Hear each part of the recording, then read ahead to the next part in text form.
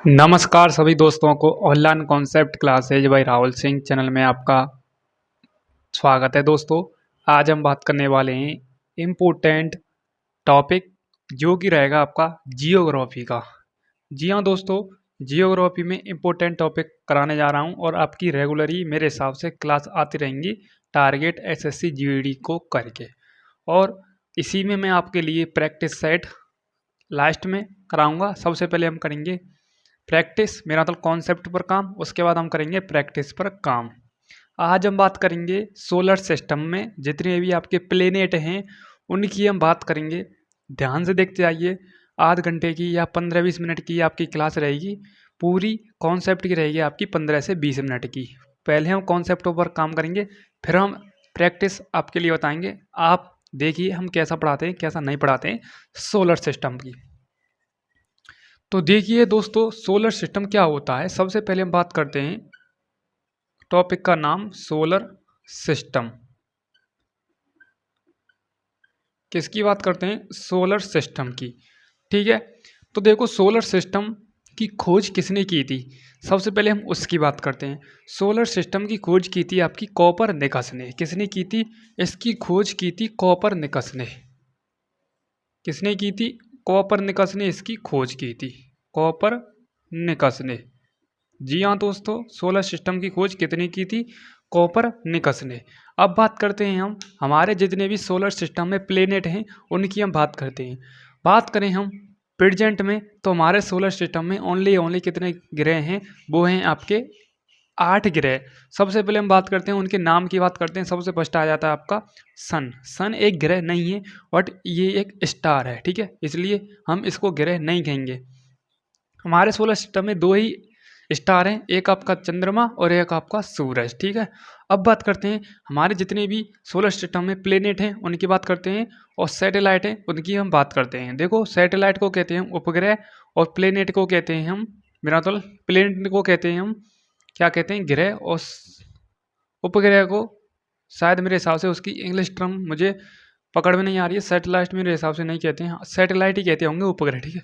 अब देखो बात करते हैं कितने हैं। सबसे फर्स्ट आता है आपका बुध, शुक्र, पृथ्वी, मंगल, बृहस्पति, शनि, अरुण और वरुण। टोटल कितने हो गए आपके? टोटल हो गए आपके कितने? कितने हो गए? ये हो गए आपके 8 ग्रह। सबसे पहले हम उनके नाम लिखते हैं। सबसे फर्स्ट आता है, देखो नाम लिख रहा हूं मैं।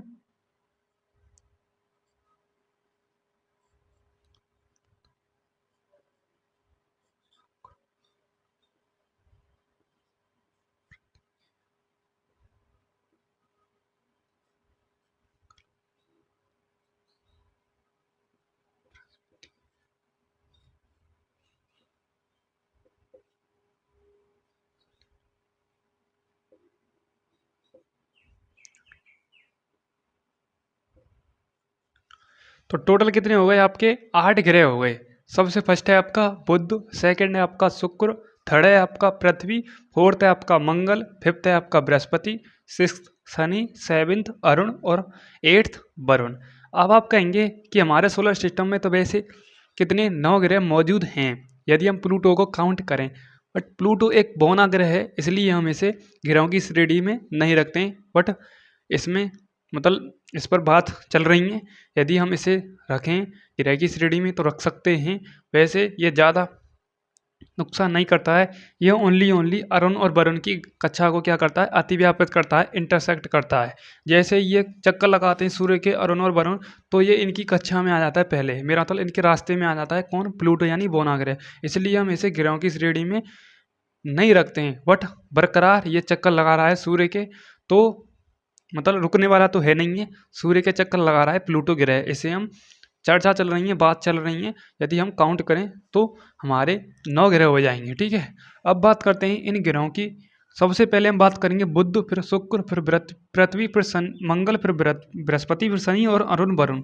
सबसे पहले हम इनके इंग्लिश नाम याद रख लेते हैं, क्योंकि इंग्लिश नाम से ही क्वेश्चन पूछे जाते हैं। जैसे जुपिटर का सबसे बड़ा उपग्रह क्या है? वो है गैनीमेड। क्या है? गैनीमेड। जुपिटर को हिंदी में कहते हैं बृहस्पति। तो इनके इंग्लिश नेम भी आपको पता होना चाहिए। देखो इंग्लिश नेम बताते जा रहा हूँ, इसको कहते हैं मरकरी। शॉर्ट टर्म लिखूंगा मैं, ठीक है। एम से इसे रिप्रेजेंट करते हैं मरकरी, इसे कहते हैं वीनस, इसे कहते हैं अर्थ, इसे कहते हैं मार्स, इसे कहते हैं हम जुपिटर, इसे कहते हैं एस्टेरन सैटरन, और इसको कहते हैं अरुण को कहते हैं यूरेनस, और वरुण को कहते हैं नेपच्यून। तो ये हो गए आपके इंग्लिश नेम। बुध को इंग्लिश में कहते हैं मार्स, शुक्र को वीनस कहते हैं, पृथ्वी को अर्थ कहते हैं, मंगल को मार्स कहते हैं, जुपिटर को बृहस्पति कहते हैं, स्टेरन को शनि कहते हैं सैटर्न, यूरेनस को अरुण कहते हैं, और नेपच्यून को क्या कहते हैं, वरुण कहते हैं। ये हो गए इंग्लिश टर्मिनोलॉजी। ठीक है, अब बात करते हैं सबसे पहले आउटर इनर प्लेनेट और आउटर प्लेनेट कौन कौन से हैं। तो दोस्तों ध्यान से देखते जाइए। सबसे पहले हम इनका आकार भी बता देते हैं कि आकार में यदि हम इसे व्यवस्थित करें तो मतलब घटते हुए आकार में सबसे बड़ा प्लेनेट कौन सा है, फिर उससे छोटा कौन सा है, फिर उससे छोटा कौन सा है, फिर उससे छोटा कौन सा है, फिर उससे छोटा कौन सा है। एग्जाम में अक्सर ऐसे ही क्वेश्चन पूछे जाते हैं। तो सबसे फर्स्ट है आपका सूरज। देखो मैं यहाँ बोर्ड पर बना रहा हूँ सूरज इस प्रकार का। ये है आपका सूरज, क्या है, सन। ये मैंने नाम दे दिया इसको सन यानी सूरज। अब सूरज के जो चारों ओर चक्कर लगा रहे हैं वही आपके क्या हैं, ग्रह हैं। सूरज के जस्ट आगे क्या है आपका, क्या है, बुध है। फिर उसके आगे क्या है आपका, शुक्र है। फिर है आपकी पृथ्वी, फिर है आपका मंगल, फिर है आपका बृहस्पति, क्या है, बृहस्पति। फिर है आपका शनि, फिर अरुण, फिर है आपका वरुण। अब कहेंगे क्या ये सूर्य के जो आगे ग्रह हैं क्या ये समानांतर क्रम में है? बिल्कुल नहीं है दोस्तों। एक ग्रह यहाँ पर है तो दूसरा ग्रह यहाँ पर होगा, तीसरा ग्रह यहाँ पर है तो चौथा ग्रह यहाँ पर होगा, पांचवा ग्रह यहाँ पर है तो छठवां ग्रह यहाँ पर होगा, सातवां ग्रह यहाँ पर है तो आठवां ग्रह यहाँ पर होगा, नौवां ग्रह यहाँ पर है तो 10वां ग्रह वहाँ पर होगा। इसलिए ये कभी भी पैरेलल क्रम में नहीं होते हैं। ठीक है, क्योंकि ये सूर्य के अराउंड चारों ओर दीर्घ वृत्ताकार पथ में चक्कर लगाते हैं। ठीक है, ओके। अब बात करते हैं सबसे फर्स्ट, सबसे इनके हम नाम भी ले लेते हैं इंग्लिश में। इसे कहते हैं हम मरकरी, इसे कहते हैं हम वीनस, इसे कहते हैं हम मार्स, इसे कहते हैं हम देखो जुपिटर, और इसको एक मिनट, एक दो तीन, हाँ अर्थ, ये है आपका अर्थ। ठीक है, ये है आपका अर्थ। ठीक है, अर्थ हो गया। उसके बाद आपका आएगा मार्स, क्या आएगा, मार्स यानी मंगल। उसके बाद जुपिटर, उसके बाद शनि यानी सैटर्न, उसके बाद आपका यूरेनस, उसके बाद आएगा आपका नेपच्यून। ठीक है, तो टोटल हो गए आपके 8 ग्रह। अब बात करते हैं सबसे बड़ा ग्रह कौन सा है। तो सबसे बड़ा ग्रह है आपका ये, क्या है, सबसे बड़ा ग्रह, सबसे बड़ा ग्रह है ये, सबसे बड़ा ग्रह। ठीक है, क्या है, सबसे बड़ा ग्रह। ठीक है, क्या है, सबसे बड़ा ग्रह है, जिसे इंग्लिश में क्या कहते हैं, जुपिटर। क्या कहते हैं, जुपिटर। ठीक है, इंग्लिश में क्या कहते हैं, जुपिटर। उसके बाद आता है आपका शनि, उसके बाद अरुण, उसके बाद वरुण आता है, उसके बाद आता है पृथ्वी, मेरा तो शुक्र, पृथ्वी और मंगल, बुध। ये आपके आकार में, बढ़ते हुए आकार में सबसे बड़ा कौन सा, सबसे छोटा कौन सा है, तो आकार में बता देते हैं। आकार में, ठीक है, आकार में नाम, ग्रहों का आकार, ग्रहों का आकार घटते क्रम में, घटते क्रम में, यानी सबसे बड़ा कौन सा है, फिर उससे छोटा कौन सा है। देखो सबसे बड़ा है आपका जुपिटर, क्या है, सबसे बड़ा आपका जुपिटर है, उससे छोटा शनि है, उससे बड़ा यूरेनस है, फिर है आपका नेपच्यून। ठीक है, फिर है आपका शुक्र, पृथ्वी, फिर है आपका शुक्र, फिर है आपका मंगल, फिर है आपका बुध।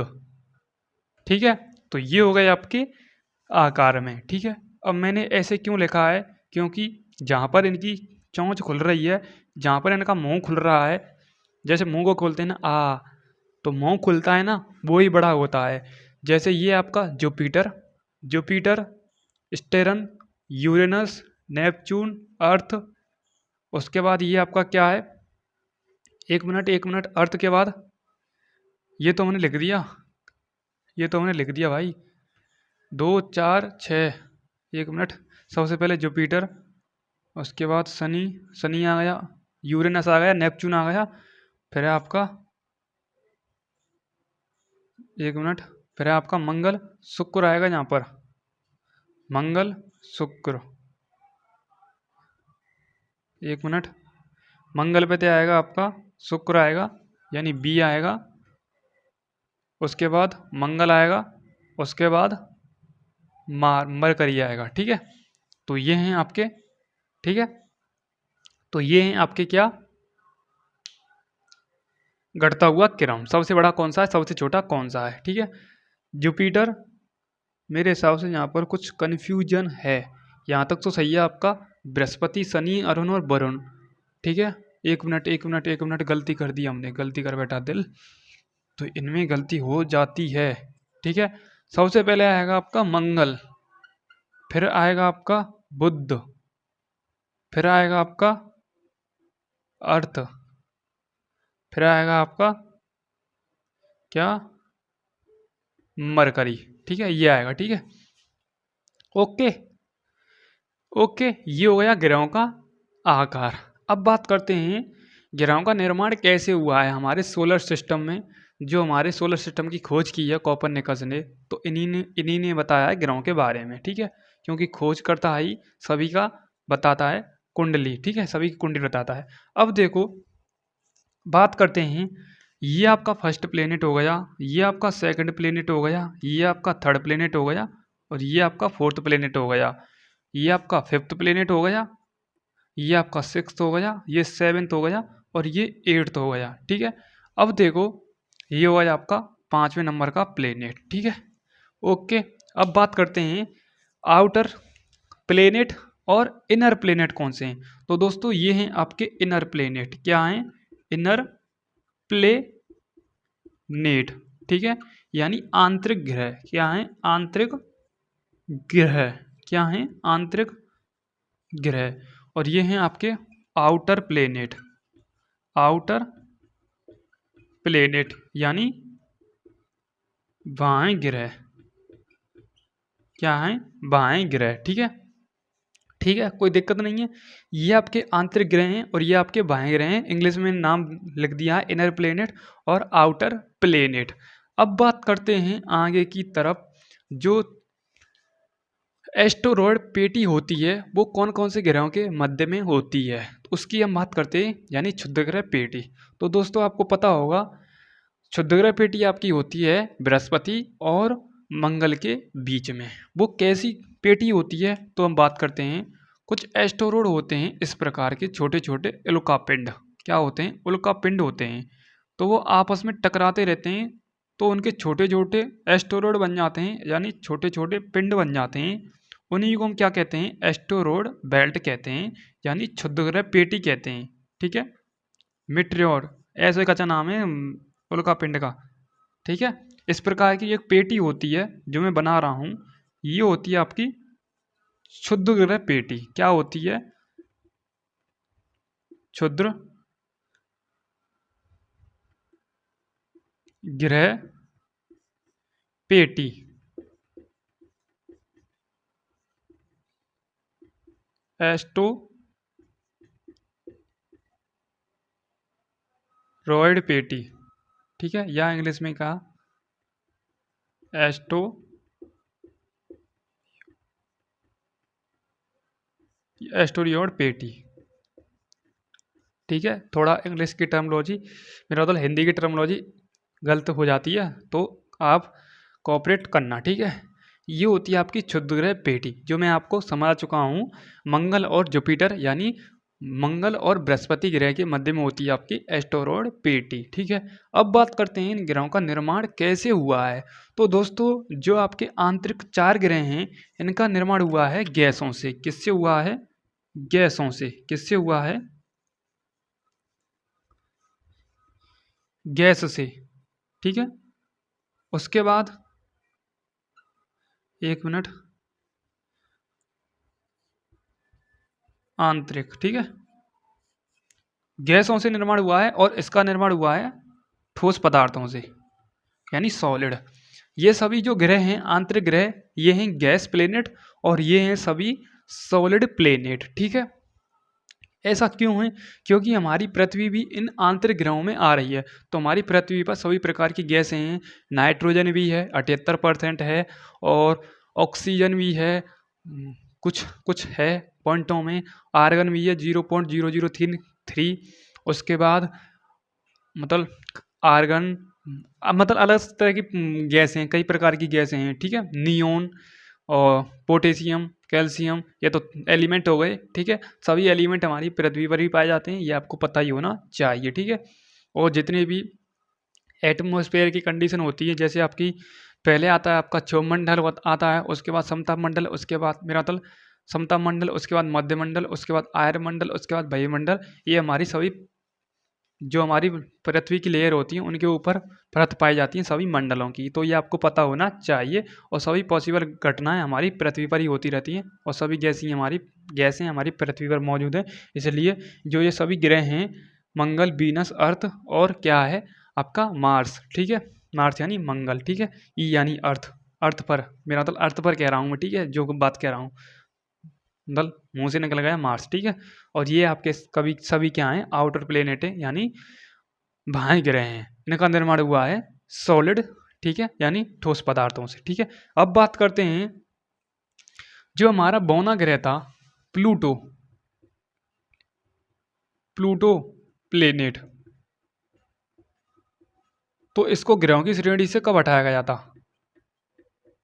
ग्रहों की ग्रहों की श्रेणी से इसको हटाया गया था 24 अगस्त 2006 को। 24 अगस्त प्रयाग में एक बैठक हुई थी, उसी बैठक में डिस्कशन किया आया था कि प्लूटो ये काम करता है बत्तीजय ग्रह, क्योंकि अरुण और वरुण की कक्षा को इंटरसेक्ट करता है, उनके रास्ते को रोकता है। तो वो 24 अगस्त 2006 को डिस्कशन हुआ था। प्रयाग चेक गणराज्य कंट्री है, ठीक है, प्रयाग, ठीक है। और 2006 में इसे हटा दिया गया था, ठीक है। तो ये हुई कुछ इंपॉर्टेंट कहानी। अब बात करते हैं अंदर डीप में, अब बात करते हैं एक एक से सभी प्लेनेट के बारे में। देखो आपका होता है, क्या होता है, मंगल होता है, मेरा मतलब मार्स होता है, मरकरी होता है, मरकरी होता है, मरकरी को कहते हैं बुध, क्या होता है, बुध। ये सूर्य के सबसे निकटतम ग्रह है, क्या है, सबसे निकटतम ग्रह है। इसे ही हम क्या कहते हैं, मतलब ये सभी, और ये आपको पता होना चाहिए, ये सबसे गर्म ग्रह भी होना चाहिए, बट ऐसा नहीं है, आपका शुक्र सबसे गर्म ग्रह है, ठीक है, ठीक है। क्या है, शुक्र सबसे गर्म ग्रह है, ठीक है। और जो आपका मरकरी होता है, ये क्या 88 दिन में सूर्य की एक परिक्रमा को पूरा कर लेता है, ठीक है। क्या कर लेता है, 88 दिन में सूर्य की एक परिक्रमा को पूरा कर लेता है। और सबसे निकटतम का ग्रह है कौन सा, बीन, मेरा तो मरकरी। उसके बाद आता है आपका वीनस, क्या आता है, शुक्र। शुक्र इसे हम सांझ का तारा और भोर का तारा भी कहते हैं, क्या कहते हैं, सांझ का तारा और भोर का तारा भी कहते हैं, ठीक है, ठीक है, ठीक है। और इसे सुंदरता की देवी से भी नाम से जाना जाता है, ठीक है। उसके बाद आपका आता है अर्थ, क्या आता है, अर्थ। अर्थ आपको पता ही होगा, अर्थ की हम अलग एक वीडियो लेकर आएंगे। और जो आपका शुक्र ग्रह है, इसका आकार पृथ्वी के समान है, क्या है, पृथ्वी के समान है, ठीक है, क्या है, पृथ्वी के समान है। और इसका घनत्व पृथ्वी से कम 1/3 के समथिंग, मेरा मतलब 8/3 के समथिंग समथिंग कम है डेंसिटी इसकी। और इसके बाद मंगल आता है। मंगल, इस पर इसके दो क्या है, उपग्रह हैं, क्या हैं, दो उपग्रह हैं। एक होता है फोबोस और एक होता है डीमोस। डीमोस सबसे छोटा है और फोबोस सबसे बड़ा ग्रह है, मेरा मतलब उपग्रह है, ठीक है। उसके बाद आता है आपका जुपिटर, इसे हम इंग्लिश में जुपिटर और हिंदी में बृहस्पति कहते हैं, सबसे बड़ा प्लेनेट है। और इसके एक उपग्रह भी है जिसे हम कहते हैं गैनीमेड। सौर मंडल का सबसे बड़ा उपग्रह है गैनीमेड। उसके बाद शनि आता है, इसके 82 उपग्रह हैं, क्या हैं, 82 उपग्रह हैं, ठीक है। इसके भी ये 3-4, यूरोपा, क्रिस्टो, और मतलब यूरोपा है, एक क्रिस्ट्रो, ऐसा कुछ नाम है। तो इसके भी हैं, सबसे बड़ा है गैनीमेड। उसके बाद अरुण, उसके बाद वरुण। एक आता है आपका शनि का टाइटन, उसके बाद इसका आता है टाइटेनिया, उसके बाद आता है ट्राइटन। ये इनके क्या है, उपग्रह हैं, ठीक है, क्या है, उपग्रह हैं। जैसे इनकी थ्योरी है, हम थ्योरी इसी क्लास में ऐड कर देंगे, तो आप एक बार इसका स्क्रीनशॉट लें, तब मैं आगे कंटिन्यू करता हूँ वो थोड़ी बहुत बात।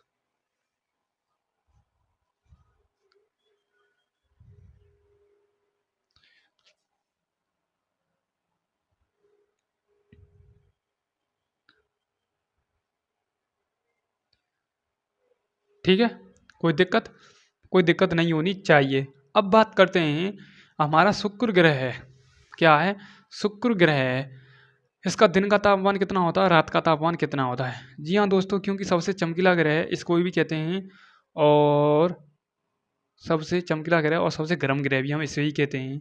अब देखो इसका दिन का तापमान हो जाता है आपका 576 डिग्री सेल्सियस, और इसका रात का टेम्परेचर माइनस में चले जाता है 172 डिग्री के समथिंग समथिंग हो जाता है। ठीक है, क्या हो जाता है, माइनस का 172 डिग्री हो जाता है, क्योंकि जब ये रोटेट करते हैं सूर्य के चारों ओर तो इनकी सरफेस चेंज होती रहती है।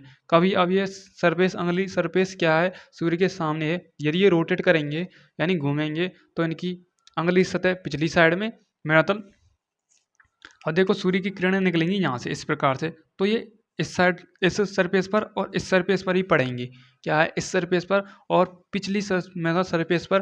पिछली साइड में तो रात ही रहेगी ना, तो रात में एक भी किरण नहीं पहुँच पाएगी, क्योंकि पीछे की साइड में एक ही किरण नहीं पहुँच पाएगी, और अगली साइड पूरी सूर्य की किरणों को ऑब्जर्व कर लेगी। तो इसका, इस पर होती है आपका दिन यानी डे यानी दिन, और इस पर होती है आपकी नाइट, क्या होती है, नाइट, क्या होती है, नाइट। और नाइट का टेम्परेचर माइनस में 174 डिग्री चले जाता है, 174 डिग्री सेल्सियस, और दिन का चले जाता है 572 के समथिंग समथिंग चले जाता है, 572 डिग्री सेल्सियस के। ये होता है प्लस में यानी पॉजिटिव, ये होता है नेगेटिव, क्योंकि ठंडी, अब आप देखो 174 डिग्री तो कितनी ठंडी होगी वह जगह पर। ठीक है, उसके बाद मैं आपसे 2 क्वेश्चन करूँगा, डेंसिटी के आकार में बताइए आप, और उसके बाद जो डॉग स्टार होता है ये क्या है, डॉग स्टार तारा है कि क्या है ये, आप मुझे बताइए। चलो मैं बता देता हूँ, सबसे चमकीला तारा आपका डॉग स्टार है, क्या है, सीरियस, जिसे हम साइरस भी कहते हैं, सीरियस भी कहते हैं, डॉग स्टार है सबसे चमकीला तारा। ग्रह नहीं है, ग्रह है आपका सबसे चमकीला कौन सा, शुक्र। ठीक है, और सबसे गर्म ग्रह भी, हॉटेस्ट प्लेनेट भी शुक्र ही है। ठीक है, सन की हम स्टडी और अर्थ की स्टडी हम बाद में करेंगे, हम अर्थ की हम बता देते हैं। देखो अर्थ के बारे में बता देते हैं, जो हमारे मौसम में परिवर्तन होता है, जैसे अब हमारे भारत में हम बात करें, अपने डिस्ट्रिक्ट भरतपुर में बात कर ले, में भरतपुर में बात कर ले, में चलो मैं वहीं से बिलोंग करता हूँ, तो हमारे डिस्ट्रिक्ट में कम से कम जो पृथ्वी पर मौसम चेंज होता है वो 4 मौसम में विभाजित हो जाता है, एक गर्मी, एक सर्दी, एक चौमासा, और एक, मेरे हिसाब से कोई नहीं है। देखो एक गर्मी आती हैं, लू आती हैं, और आपको पता ही होगा अब कि 48 डिग्री सेल्सियस टेम्परेचर हो गया था अर्थ पर। उसके बाद सर्दी आती है, खूब कराटे की सर्दी पड़ेंगी। उसके बाद चौमासा आता है जिसमें बारिश के मज़े लेते हैं खूब, और एक और मौसम मेरे हिसाब से, वैसे 4 मौसम होते हैं। ठीक है, जैसे आपकी भाषा में, जैसे इंग्लिश में भाषा में कहते हैं समर, सोलिस्टिक और विंटर, और एक और मेरे हिसाब से दिमाग में आ नहीं रहा है। ठीक है, गर्मी, विंटर, मतलब ऐसे ही नाम है, वो आप जानते हैं उनको। ठीक है, इंग्लिश में, वैसे हम भी जानते हैं, बट हम इंग्लिश हिंदी में पढ़ाना चाहते हैं आपको। ठीक है, वैसे इंग्लिश टर्मिनोलॉजी आपको पता होना चाहिए। और जो हमारी पृथ्वी होती है ये क्या है, 23.5 डिग्री अपने अक्ष पर घूमी हुई है। ये क्या है, 23.5 डिग्री अपने अक्ष पर घूमी हुई है, और ना ही इसका आकार अंडाकार है, ना ही इसका आकार गोलाकार है। ये पिचकी हुई है, जैसे हमारा थोपड़ा पिचका हुआ है ना, तो ये भी पिचकी हुई है, क्योंकि इस पर प्लेनेट हैं, इस पर पहाड़ हैं, इस पर मतलब प्लूटो हैं, और प्लूटो क्या, इस पर अनेक प्रकार के पर्वत हैं, माउंट एवरेस्ट है, हिमालय पर्वत है। तो आप देखो पृथ्वी पर सब है, सब पाया जाता है, अलग अलग क्लाइमेट है, तो वो पिचकी रहेगी कि नहीं रहेगी। तो इसकी आकृति कुछ इस प्रकार से होती है, जो हमारा थोपड़ा रहता है ना, ये पिचके रहते हैं, तो ऐसी आकृति होती है हमारी पृथ्वी की। ठीक है, और 23.5 डिग्री अपने अक्ष पर घूमी हुई है। हम बताएंगे आगे की तरफ भूमध्य रेखा के बारे में, कर्क रेखा के बारे में, मकर रेखा के बारे में। भूमध्य रेखा क्या होती है, आपकी इक्वेटर लाइन होती है, जो पृथ्वी के बीचों बीच होकर गुजरती है। ठीक है, और कितने देशों से होकर गुजरती है, ये आपकी गुजरती है कम से कम 13 देशों से होकर गुजरती है। उसके बाद आपकी होती है कर्क रेखा, ट्रॉपिक ऑफ कैंसर।